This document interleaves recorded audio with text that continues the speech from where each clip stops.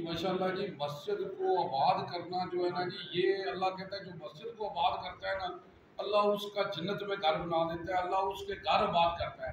तो माशाल्लाह हमारे साथ भाई साहब है माशाल्लाह, जो मस्जिद की केयर करते हैं, उनसे मिलते हैं। जी जी सरकार। जी अस्सलाम वालेकुम, मेरा नाम अज़हर है, अज़हर महमूद है, मैं इधर पे रहायशी हूँ।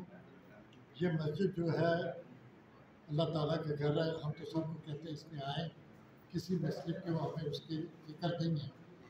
माशाल्लाह यहाँ काजी साहब हैं, सब चलते हैं, अच्छा निज़ाम है, लोग बहुत साथ देते हैं, बहुत अच्छी तरह हम 2 साल से चला रहे हैं।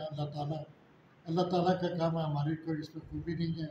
अगर हम नहीं भी होंगे, नहीं करेंगे तब भी ये अल्लाह ताला किसी न किसी को यहाँ भेज देगा, वही डाल बेशक देगा। बेशक। इसमें कोई फ़ख्र वाली बात नहीं है, एक ड्यूटी समझते हैं, करने की कोशिश करते हैं, लोग साथ देते हैं।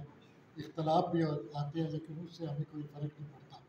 हमने जो काम करना है अल्लाह की रज़ा के बेशक करना है, वो बेशक। कर रहे हैं, करते रहेंगे जब तक है। उसमें बहुत सारे साथी साथ भी देते हैं, बहुत छोड़ भी जाते हैं, ये चलता रहता है।